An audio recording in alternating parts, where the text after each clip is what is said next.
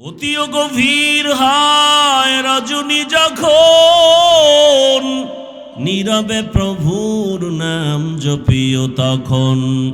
প্রভুর করুণা যদি পাইবারে চাও, গভীর রাতে উঠে প্রভুর গুণগান গাও।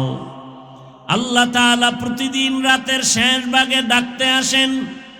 প্রথম আসমানে এসে ডাকেন, আলা মিন মুস্তাগফিরিন ফাগফির আলাহ।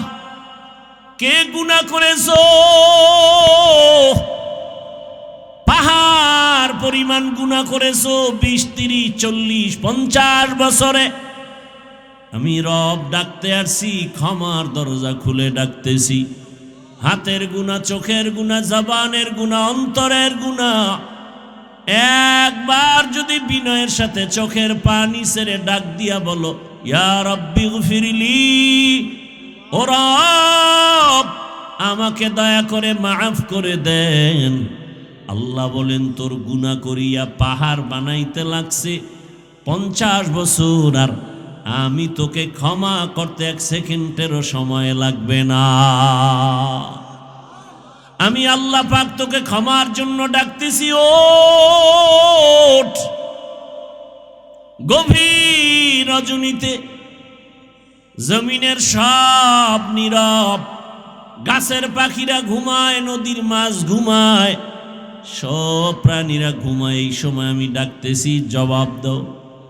ওযু বানায় যদি একবার সেজদায় গিয়া কান্না করো, ক্ষমা চাও, আমি আল্লাহ তোমার জীবনের সব গুনাহ ক্ষমা করব। কারণ আমি চাই না কেউ জাহান্নামের দরজা দিয়া ঢুকবা। কারণ আমি আল্লাহ জানি জাহান্নাম কত ভয়ঙ্কর, আর তুমি বান্দা কতই দুর্বল। ওয়া খুলিকাল ইনসানু যায়ীফা, আমি মানুষ বড় দুর্বল করে সৃষ্টি করেছি। আমি আল্লাহ চাই না আমার মোহাব্বতের বান্দা জাহান্নামে যাবে। আমি আল্লাহর জন্য ক্ষমার দরজা খুলে বারবার ডাকতেছি। আমি আল্লাহ যদি স্বার্থপর হইতাম, যারা আমার দেয়া নিয়ামত ভোগ করি আমার হুকুম মানো না, নামাজ রোজা করো না, দাড়ি ওসার রাখো না, আমি আল্লাহ ঘুমের মধ্যে তোকে এমন ঘুম পাড়ায় দিতাম আর সজাগ হতে পারতি না। আমি আল্লাহ চাই না তুমি গুনাহ নিয়ে আমার আদালতে আসবা। আমি আল্লাহ বারবার তওবার দরজা দিয়া ডাকি, বান্দা পেছনের গুনাহ থেকে ক্ষমা চাইয়া নতুন ভাবে তওবা করে ইবাদতের ময়দানে দাঁড়ায় যাও, আমলের ময়দানে আগায় যাও। আর তওবা করো, নামাজ ছাড়বা না, বেপরদায় চলবা না, আল্লাহর হুকুমের বাহিরে চলবা না। তওবা করে যদি আর আল্লাহর রহমতের দরজায় যদি দাঁড়াইতে পারো, আমি আল্লাহ তোমার জীবনের সব গুনাহ মাফ করে দিব। আল্লাহ বলেন, আমি আল্লাহ তো তোমার খানার আয়োজন করেছি, তোমার ঘুমের আয়োজন করেছি, তোমার চলাফেরার আয়োজন করেছি। ও বান্দা, আমি আল্লাহ তোমার যা প্রয়োজন ব্যবস্থা করে দিলাম। দুনিয়াতে চলার জন্য আলোর প্রয়োজন, সূর্য আর চাঁদ দিয়ে আলোর ব্যবস্থা করে দিলাম। দুনিয়াতে চলার জন্য তোমার খানার প্রয়োজন, আমি আল্লাহ মোহাব্বত করে ভালো খানার আয়োজন করে দিলাম। খানা তো আমি পিপিলিকারেও দেই, গর্তের সব প্রাণীর খানা আমি দেই, নদীর মাছের খানাও আমি দেই, জঙ্গলের প্রাণীর খানাও আমি দেই। কিন্তু বান্দা তোমার খানাটা আলাদা পিওর করে বানিয়েছি। বান্দা তুমি ভাত খাও, চালটা আমি কাভার করে দিলাম, রুটি খাও, গমটাও কাভারে আটকায় দিলাম, যাতে তোমার কোনো দূষিত কিছু বাহির থেকে প্রবেশ করার সুযোগ না পায়। স্বচ্ছ পানির প্রয়োজন, পানি দিলাম, ময়লা ধুয়ে নাও। তোমার চাল আর রুটি রেডি, এখন খাওয়ার জন্য তোমার প্রয়োজন সবজি তরকারি। আমি আল্লাহ কুদরতের দ্বারা তরকারির আয়োজন করে দিলাম। তরকারিও রেডি, পাকানোর জন্য মশলা দরকার, আমি আল্লাহ কুদরতের দ্বারা তোমার মশলারও ব্যবস্থা করলাম। পেঁয়াজ রসুন সব নিয়ামত আল্লাহ দান করেছেন, কোনো দুনিয়াওয়ালারা দান করে নাই। আল্লাহ বলেন, বান্দা তোমার শরীরকে তাজা রাখার জন্য সব ব্যবস্থা করলাম। তরকারি ভালো লাগে না, মাছ খাবা, মাছ কত ধরনের মাছ দিয়া দিলাম, খাও। কাবারে আটকায় দিলাম যেন ময়লা তোমার ভেতরে না যায়। গোশত খাইবা, হাজারো ধরনের হালাল পন্থায় গোশতের আয়োজন করলাম। এত কিছু দিয়া আমি আল্লাহ তোমার থেকে কোনো টাকা চাই না, পয়সা চাই না। আমি চাই তুমি ব্যবসা করো, তুমি চাকরি করো, লেখাপড়া করো, সবগুলোকে তুমি ইবাদত বানায় করো। নবীর তরিকায় যদি করতে পারো তোমার ব্যবসাটাও ইবাদত হবে। নবীর আদর্শ মেনে যদি ঘুমাইতে পারো ঘুমটাও ইবাদত হবে। নবীজির আদর্শ মেনে যদি খানা খাও ইবাদতে পরিণত হয়ে যাবে। নবীজির আদর্শ মেনে তুমি চাকরি করো ইবাদত হয়ে যাবে। আর আমি আল্লাহ ইবাদত করনেওয়ালাকে বিনা হিসাবে জান্নাত দিয়ে দিব। জাতীয় ইমাম সমাজ বাংলাদেশ ফতুল্লা থানা শাখার উদ্যোগে আয়োজিত বার্ষিক ইসলামী মহাসম্মেলন আজ 22 জানুয়ারি 2026 ঐতিহাসিক ফতুল্লা ডিআইটি মাঠে আয়োজিত আজকের মাহফিলে উপস্থিত মোহতারাম সম্মানিত সভাপতি মুফতি আবু বকর সিদ্দিক কাসেমি দামাত বারাকাতুহুম, প্রধান অতিথি মাওলানা আব্দুল আউয়াল সাহেব দামাত বারাকাতুহুম, বিশেষ অতিথি মুফতি আব্দুস সবুর কাসেমি দামাত বারাকাতুহুম, মনিটরের সাউন্ড বাড়াও, অন্যান্য হযরত উলামায়ে কেরাম, অত্র অঞ্চলের বিভিন্ন স্থান থেকে আগত আল্লাহ পাকের আশিকিন, জাকিরিন, শাকিরিন, মুহিব্বিন, মুরব্বিয়ান এজম, কলিজার টুকরা আমার সমবয়সী যুবক বন্ধুগণ, স্নেহের ছোট ভাই, পর্দার আড়ালে মা বোনেরা, আল্লাহ পাকের দরবারে শুকর যে আল্লাহ আমাদেরকে সুস্থ রেখেছেন, আলহামদুলিল্লাহ। জীবনের এক অমূল্য সম্পদ আমাদের সুস্থতা। আল্লাহ আমাদের এই সুস্থতাকে দায়েমান কবুল করেন।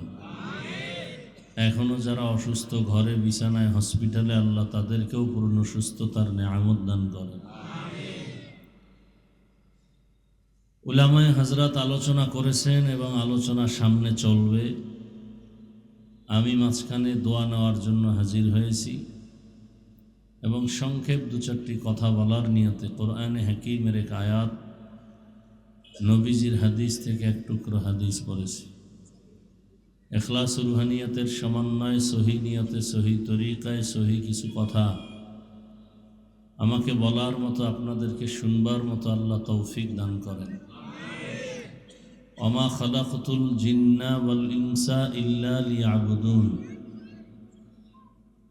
আল্লাহ বলেন, আমি জিন ও ইনসানকে সৃষ্টি করি নাই, হ্যাঁ করেছি একমাত্র ইবাদতের জন্য। নবীজি বলেন, লা তাআতা লি মাখলুকিন ফি মাসিয়াতিল খালিক। আল্লাহকে অসন্তুষ্ট করে ভিন্ন কারো হুকুম মানা পরিপূর্ণ হারাম। আয়াত হাদিসের তর্জমা শেষ। হাদিসে রসুল যে কথা বললেন যে দুনিয়াতে আল্লাহ ব্যতীত বা আল্লাহকে অসন্তুষ্ট করে অন্য কারো হুকুম মানা যাবে না। এখন এখানে কয়েকটা কথা, আল্লাহর হুকুমকে অমান্য করে অন্যের হুকুম যারা মানে, এই লোকগুলো কারা, এদেরকে আমাদের চিহ্নিত করতে হবে। দ্বিতীয়ত, অন্যের হুকুম মানে সে অন্য লোকগুলো কারা, যাদের হুকুম মানে আল্লাহকে বাদ দিয়া, এটাও আমাদের বুঝতে হবে। তৃতীয়ত, আল্লাহকে অসন্তুষ্ট করা যাবে না, তার কারণ কি? সংক্ষেপ কথা, দুনিয়াতে যারা আল্লাহকে অসন্তুষ্ট করে অন্যের হুকুমকে প্রাধান্য দেয়, এই লোকগুলোকে এক কথায় বলা যায় এরা দুনিয়া লোভী, স্বার্থপর। দুনিয়া লোভী, স্বার্থপর।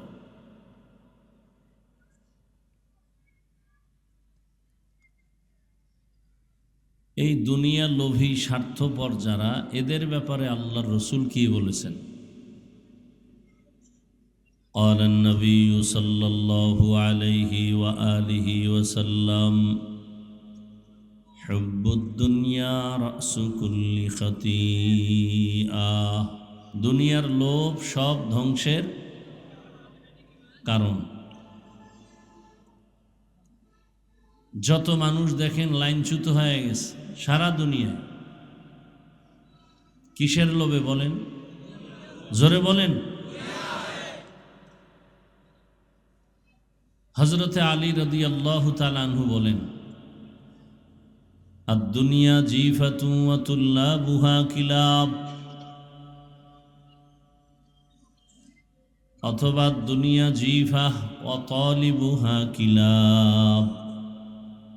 হযরতে আলী এক সময় রসুলের আপন লোক, চাচাতো ভাই, পরে সাহাবী, পরে জামাতা, যিনি 7 থেকে 12 বছরের মাঝখানে এসে রসুলের হাতে হাত দিলেন। নবীজি কলিজা ভরে দোয়া করলেন, আনা দারুল হিকমাহ ওয়া আলিয়ুন বাবুহা, আমি মুহাম্মদ ইলম হিকমতের ঘর, আর এই ইলম হিকমতের ঘরের দরওয়াজা আমার আলী। সে হযরতে আলী রাদিয়াল্লাহু আনহু বলেন, দুনিয়া একটা মৃত্যু জন্তুর মতো, এর পেছনে যারা দৌড়ায় এরা কুকুরের মতো। একটা গরু যদি মরে যায়, এগুলো খাওয়ার জন্য মূলত 3 শ্রেণীর প্রাণীরা পাগল পাড়া হয়ে যায়। খুব খেয়াল করেন, মৃত জন্তু চতুষ্পদ, এগুলো খাওয়ার জন্য কয় শ্রেণীর প্রাণীরা পাগল? শিয়াল, শকুন আর কুত্তা। শিয়াল, শকুন, কুত্তা।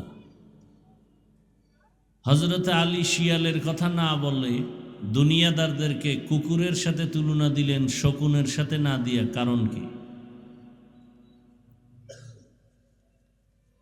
এর কারণ হলো, দুনিয়া লোভীরা যেই পরিমাণ দুনিয়া দুনিয়া করে পাগল পারা থাকে, অল টাইম নামাজে দাঁড়াইলেও দুনিয়া, ঘুমের মধ্যেও দুনিয়া। এই লোকগুলো শিয়ালের মতো না, এই শকুনের মতো না। কিসের মতো? কুকুরের মতো। বলে কারণ, শকুনে এই মৃত জন্তু দিনের বেলা খায়, রাতে রেস্ট নেয়। শিয়ালে বলেন না কেন? রাতে খায়, দিনে। কুত্তা দিনেও খায়, রাতেও খায়, অল টাইম পাগল। আর খায় কি? নিজে সব খেতে চায়, শেষে নিজে মোটেও পায় না।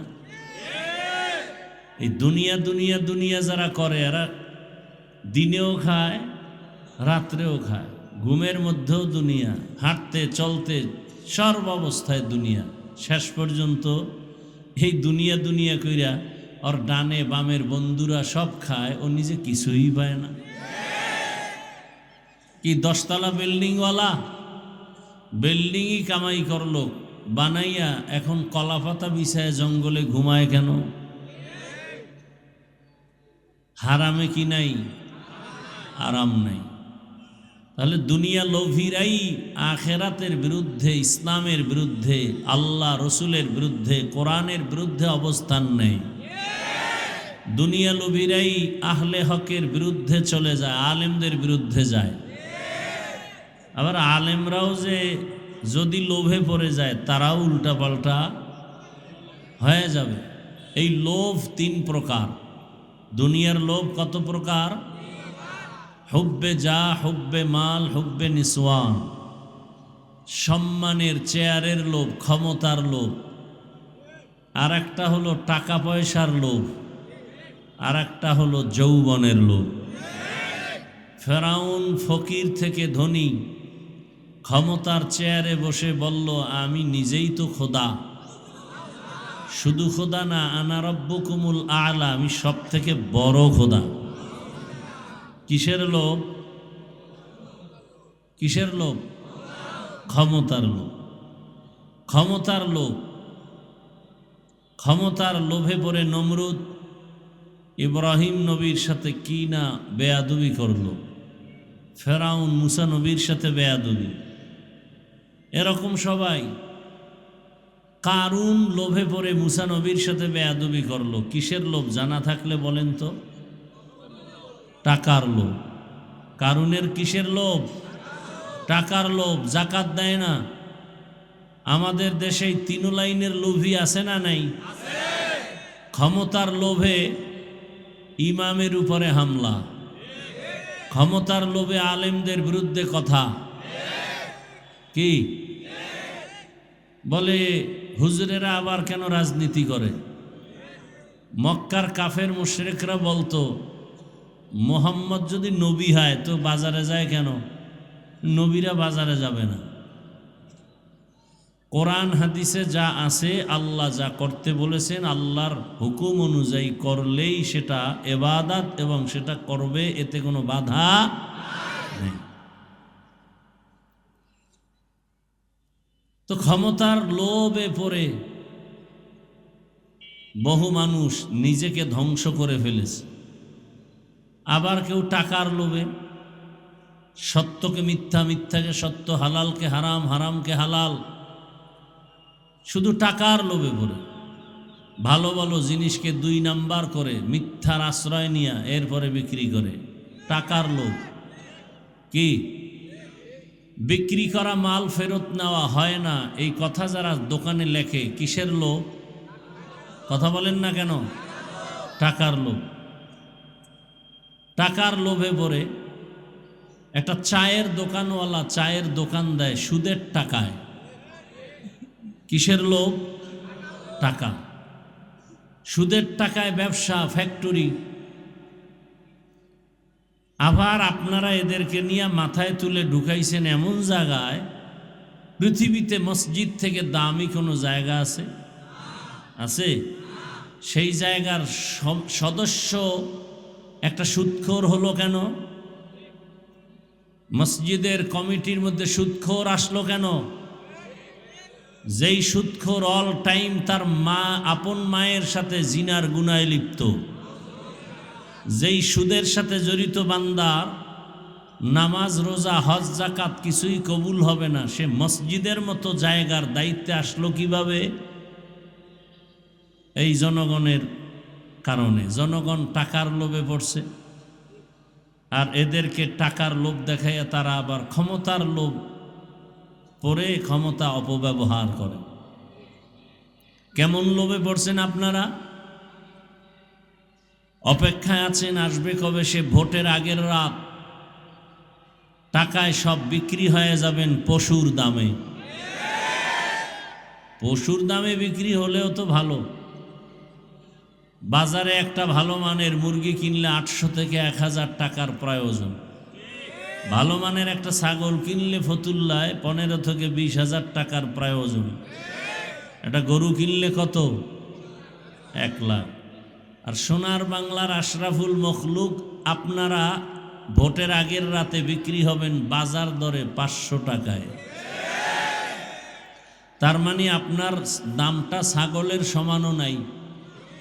কি বুঝলাম? যে আপনি ছাগলের থেকেও খারাপ, আপনি গরুর থেকেও খারাপ, আপনি শূকর থেকেও খারাপ, আপনি কুকুর থেকেও খারাপ। আপনি মানুষ না অমানুষ। আপনি কি? অমানুষ। যেই চোরারা শ্বশুর বাড়ির থেকে যৌতুক খায়, ওরা আজীবন বউয়ের গোলাম হয়ে থাকে, কথা বলতে পারে না।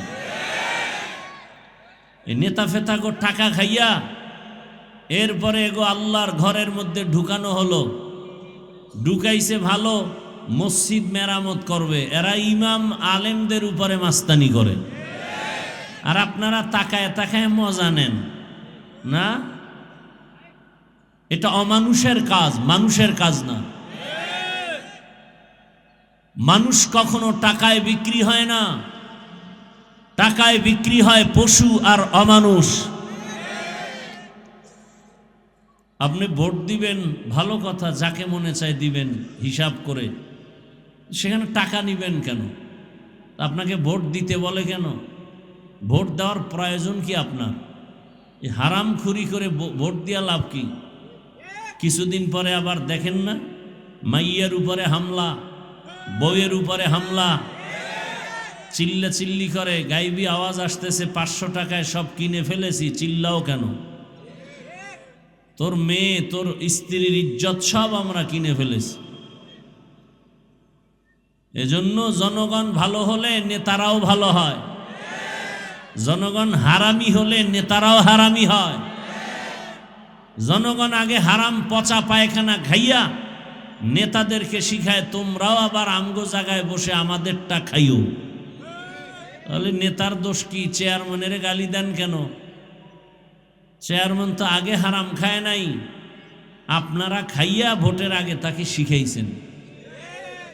টাকার বিনিময়ে 1 নম্বরে যদি কেউ টাকা খেতে চান, আমার বয়ানে যে হেদায়েত তা তো না, যদি কেউ প্রার্থী থেকে টাকা খেতেই চান, যে আপনি হুজুরের কোনো তাবিজে ফিরবেন না, তাহলে আপনি বেশি খাবেন, জেনে শুনে খাচ্ছেন।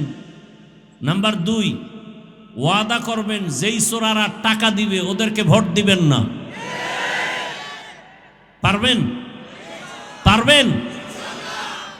ওরা 2 নাম্বার, 1 নাম্বার নয়। আমাদের কাছে দোয়া চায় 13 প্রার্থী, এমপি হবে কয়জন? 13 জনে দোয়া চাইতেছে, 13 জন এমপি হবে? হ্যাঁ, কি দোয়া করব?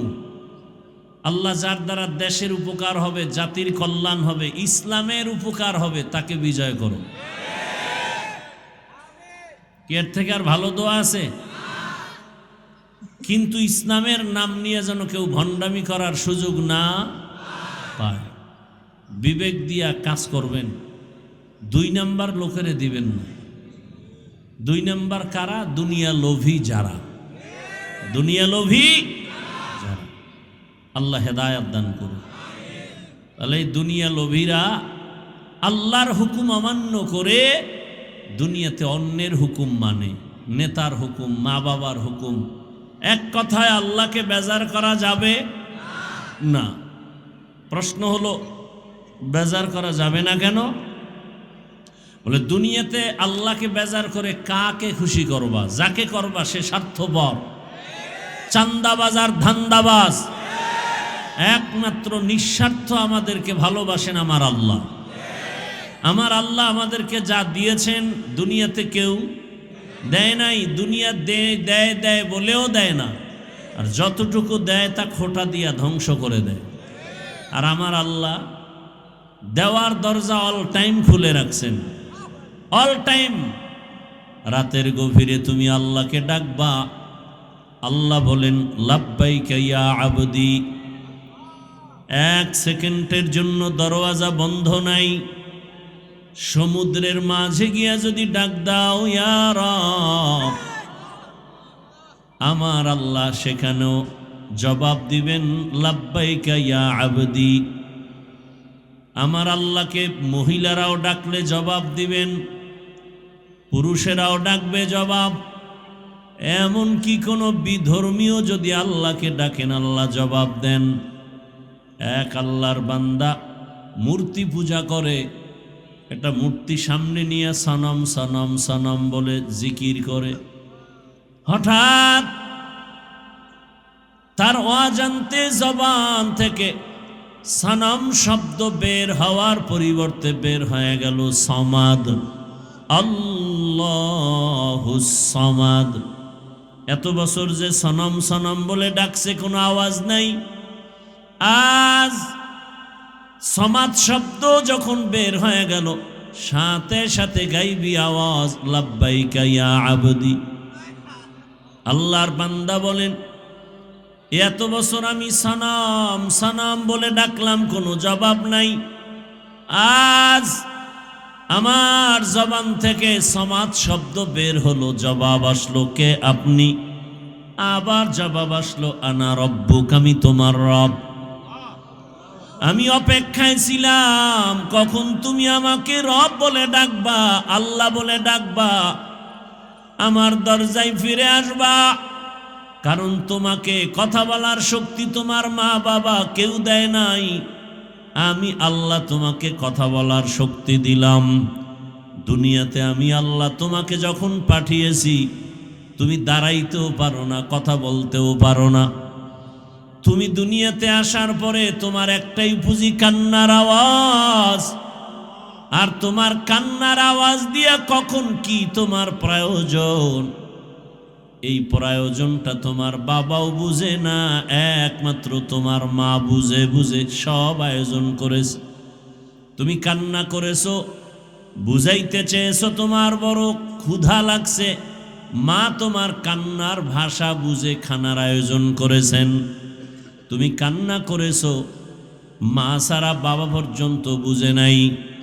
বাবায় বলে বাচ্চা কাঁদে কেন, খানা দেও। মা বলে 5 মিনিট আগে খানা দিয়েছি, আবার কেন খানা দিব। বাবায় বলে তো কান্না করে কেন। মা বলে এই কান্নাটা তার ঘুমের আগের কান্না, খানার কান্না না। ঘুম যাবে বিদায় বাচ্চা এখন কান্না করে। আল্লাহ বলেন আমি আল্লাহ তোরে দুনিয়াতে পাঠানোর পর একটা মা বাবাও কোনোদিন আমাকে বলে নাই কথা বলার শক্তি দাও। কোনোদিন তোর মা বাবা বলে নাই আমার সন্তানের দাঁত নাই, দাঁত দাও। হাঁটতে পারে না, হাঁটার শক্তি দাও।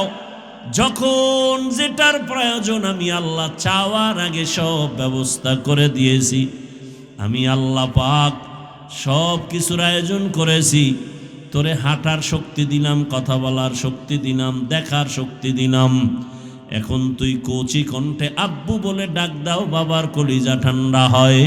কচি কণ্ঠে তুই আম্মুকে আম্মু বলে ডাক দাও, মায়ের কলিজা ঠান্ডা হয়। আমি আল্লাহ বাধা দেই নাই। তুই মাকে মা বলে ডাকবি, বাধা নাই। বাবাকে বাবা বলে ডাকবি, বাধা নাই। কিন্তু তোর মা বাবা সামান্যতম তোমার খানা দানা, বস্ত্র, বাসস্থানের ব্যবস্থা করেছে। আর আমি আল্লাহ যে তোরে জিব্বা নামের মেশিন দিয়া কথা বলার শক্তি দিলাম। আমি আল্লাহ অপেক্ষায় থাকি। মাকে ডাকো, বাবাকে ডাকো, মাঝে মাঝে আমি আল্লাহকে একবার আল্লাহ বলে ডাক দিবা। যদি একবার আল্লাহ বলে ডাক দেও, আমি আল্লাহ তোমার দিলের হালাত জানি, চাওয়ার আগেই সব ব্যবস্থা করে ফেলবো। আতিনা ফি দারে দুনিয়া না হাসান, আতিনা ফি দারে উকবা না হাসান, ইয়া গিয়াসাল মুস্তাগীসিন ইহদিনা লফতিখারা বিল উলুমে ওয়াল গিনা। হর গরিদে নেক তু তৈয়ার হে, जो न मांगे उससे तू बेजार है। আল্লাহ তাআলা বলেন আমাকে বেজার কেন করবি? দুনিয়াতে যে তোকে কিছু দেয় সব স্বার্থপর। টাকায় স্বার্থে আঘাত লাগার কারণে মা সন্তানকে মেরে ফেলেছে। আবার সন্তান মায়ের গায়ে হাত তুলে স্বার্থের কারণে। আর আমি আল্লাহ কেমন দয়ার মালিক! আমি আল্লাহ পাক এত মায়ার দরজা দিয়ে আমি তোকে আদর করি। আমি যদি সামান্যতম স্বার্থপর হইতাম, আমার দেওয়া পানি, আমার দেয়া সূর্যের আলো, চাঁদের আলো, আমার দেয়া জমিনের জমিনের ফসল, গাছের ফল, নদীর মাছ খাও, আবার আমার দেওয়া নেয়ামত ভোগ করিয়া আমার হুকুম মতো নামাজে যাও না। ফজরে তোরে ডাক দিলাম আয়, মসজিদে গিয়া হাজিরা দাও। মসজিদের হাজিরায় তোমাকে পাওয়া যায় নাই। আমি আল্লাহ বেজার না। আবার তোমাকে জোহরের হাজিরায় ডাক দেওয়া হলো মুয়াজ্জিনের দ্বারা, জোহরের হাজিরায় যাও নাই। আমি আল্লাহ তোমাকে আবার আসরে ডাক দেওয়ার ব্যবস্থা করলাম। আমি রাগ করি নাই। যদি আসরও আসতে পারো, ফজর জোহরের সব গুনাহ মাফ করে দিব। বান্দা আসরও আসো নাই, আমি আল্লাহ রাগ না করে আবার মাগরিবে ডাকার আয়োজন করলাম। আসো নাই, এশায় ডাকলাম, সেখানেও হাজিরা দাও নাই। মুয়াজ্জিনের মাধ্যমে ডাকার পর, আলেম ওলামার ডাকার পরেও আসো নাই। এবার আমি আল্লাহ কেমন দয়ার মালিক! আমি আল্লাহ নিজে রেডি হয়ে গেলাম। আমি নিজেই তোমাকে ডাকার জন্য হাজির হব। আমি আল্লাহ নিজেই ডাকার জন্য রেডি। অতিও গভীর হয় রজনী যখন, নীরবে প্রভুর নাম জপিও তখন। প্রভুর করুণা যদি পাইবারে চাও, গভীর রাতে উঠে প্রভুর গুণগান গাও। আল্লাহ তাআলা প্রতিদিন রাতের শেষ ভাগে ডাকতে আসেন। প্রথম আসমানে এসে ডাকেন, আলা মিন মুস্তাগফিরিন ফাগফির আলাহ। কে গুনাহ করেছো? পাহাড় পরিমাণ গুনাহ করেছো 20, 30, 40, 50 বছরে। আমি রব ডাকতে আসছি, ক্ষমার দরজা খুলে ডাকতেছি। হাতের গুনাহ, চোখের গুনাহ, জবানের গুনাহ, অন্তরের গুনাহ। একবার যদি বিনয়ের সাথে চোখের পানি ছেড়ে ডাক দিয়া বলো, ইয়া রাব্বি গফিরলি, ও রব আমাকে দয়া করে মাফ করে দেন। আল্লাহ বলেন, তোর গুনাহ করিয়া পাহাড় বানাইতে লাগছে 50 বছর, আর আমি তোকে ক্ষমা করতে 1 সেকেন্ডেরও সময় লাগবে না। আমি আল্লাহ পাক তোকে ক্ষমার জন্য ডাকতেছি, ওঠ। গভীর রজনীতে জমিনের সব নীরব, গাছের পাখিরা ঘুমায়, নদীর মাছ ঘুমায়, সব প্রাণীরা ঘুমায়। এই সময় আমি ডাকতেছি, জবাব দাও। ওযু বানায় যদি একবার সেজদায় গিয়া কান্না করো, ক্ষমা চাও, আমি আল্লাহ তোমার জীবনের সব গুনাহ ক্ষমা করব। কারণ আমি চাই না কেউ জাহান্নামের দরজা দিয়া ঢুকবা। কারণ আমি আল্লাহ জানি জাহান্নাম কত ভয়ঙ্কর, আর তুমি বান্দা কতই দুর্বল। ওয়া খুলিকাল ইনসানু যায়ীফা। আমি মানুষ বড় দুর্বল করে সৃষ্টি করেছি। আমি আল্লাহ চাই না আমার মোহাব্বতের বান্দা জাহান্নামে যাবে। আমি আল্লাহর জন্য ক্ষমার দরজা খুলে বারবার ডাকতেছি। আমি আল্লাহ যদি স্বার্থপর হইতাম, যারা আমার দেয়া নিয়ামত ভোগ করিয়া আমার হুকুম মানো না, নামাজ রোজা করো না, দাড়ি ওসান রাখো না, আমি আল্লাহ ঘুমের মধ্যে তোকে এমন ঘুম পাড়ায় দিতাম আর সজাগ হতে পারতি না। আমি আল্লাহ চাই না তুমি গুনাহ নিয়ে আমার আদালতে আসবা। আমি আল্লাহ বারবার তওবার দরজা দিয়া ডাকি, বান্দা পেছনের গুনাহ থেকে ক্ষমা চাইয়া নতুন ভাবে তওবা করে ইবাদতের ময়দানে দাঁড়ায় যাও, আমলের ময়দানে আগায় যাও। আর তওবা করো, নামাজ ছাড়বা না, বেপরদায় চলবা না, আল্লাহর হুকুমের বাহিরে চলবা না।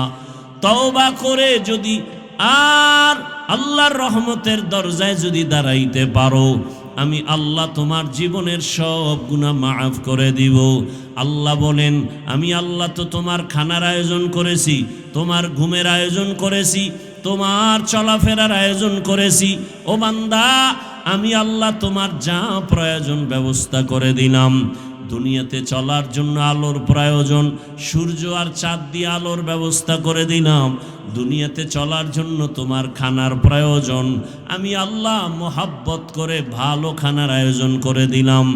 খানা তো আমি পিপিলিকারেও দেই, গর্তের সব প্রাণীর খানা আমি দেই, নদীর মাছের খানাও আমি দেই, জঙ্গলের প্রাণীর খানাও আমি দেই। কিন্তু বান্দা তোমার খানাটা আলাদা পিওর করে বানিয়েছি। বান্দা তুমি ভাত খাও, চালটা আমি কাভার করে দিলাম, রুটি খাও, গমটাও কাভারে আটকায় দিলাম, যাতে তোমার কোনো দূষিত কিছু বাহির থেকে প্রবেশ করার সুযোগ না পায়। স্বচ্ছ পানির প্রয়োজন, পানি দিলাম, ময়লা ধুয়ে নাও। তোমার চাল আর রুটি রেডি, এখন খাওয়ার জন্য তোমার প্রয়োজন সবজি তরকারি। আমি আল্লাহ কুদরতের দ্বারা তরকারির আয়োজন করে দিলাম। তরকারিও রেডি, পাকানোর জন্য মশলা দরকার, আমি আল্লাহ কুদরতের দ্বারা তোমার মশলারও ব্যবস্থা করলাম। পেঁয়াজ রসুন সব নিয়ামত আল্লাহ দান করেছেন, কোনো দুনিয়াওয়ালারা দান করে নাই। আল্লাহ বলেন, বান্দা তোমার শরীরকে তাজা রাখার জন্য সব ব্যবস্থা করলাম। তরকারি ভালো লাগে না, মাছ খাবা, মাছ কত ধরনের মাছ দিয়া দিলাম, খাও। কাবারে আটকায় দিলাম যেন ময়লা তোমার ভেতরে না যায়। গোশত খাইবা, হাজারো ধরনের হালাল পন্থায় গোশতের আয়োজন করলাম। এত কিছু দিয়া আমি আল্লাহ তোমার থেকে কোনো টাকা চাই না, পয়সা চাই না। আমি চাই তুমি ব্যবসা করো, তুমি চাকরি করো, লেখাপড়া করো, সবগুলোকে তুমি ইবাদত বানায় করো। নবীর তরিকায় যদি করতে পারো, তোমার ব্যবসাটাও ইবাদত হবে। নবীর আদর্শ মেনে যদি ঘুমাইতে পারো, ঘুমটাও ইবাদত হবে। নবীজির আদর্শ মেনে যদি খানা খাও, ইবাদতে পরিণত হয়ে যাবে। নবীজির আদর্শ মেনে তুমি চাকরি করো, ইবাদত হয়ে যাবে। আর আমি আল্লাহ ইবাদত করনেওয়ালাকে বিনা হিসেবে জান্নাত দিয়ে দিব। ইবাদত অনেকে মনে করে তসবিহ নাও, পাগড়ি লাগাও, মসজিদে গিয়া জিকির আজকার করো, তেলাওয়াত করো, নামাজ পড়ো, ইবাদত শেষ না। দুনিয়াতে তুমি যখন যা করবা সবগুলো রসুলের আদর্শ মতো করো, সব ইবাদত। আল্লাহ পাক সে নিয়ম পদ্ধতি কোরআনে রসুলের মাধ্যমে হাদিসে দিয়েছেন। পরিবার কেমনে চালাইবা, নবীজি নিজে প্র্যাকটিক্যাল দেখায় গেছেন, থিওরিক্যাল পদ্ধতিও কোরআন হাদিসে দিয়েছেন। পরিবার, সমাজ, রাষ্ট্র, সব বিষয় ইসলামের দিক নির্দেশনা আছে না নাই? আছে। মাইনা নবীর আদর্শ মতো চললেই সব কিছু তার ইবাদতে পরিণত হয়ে যাবে। আল্লাহ আমাদের বুঝার, আমল করার তৌফিক দান করেন।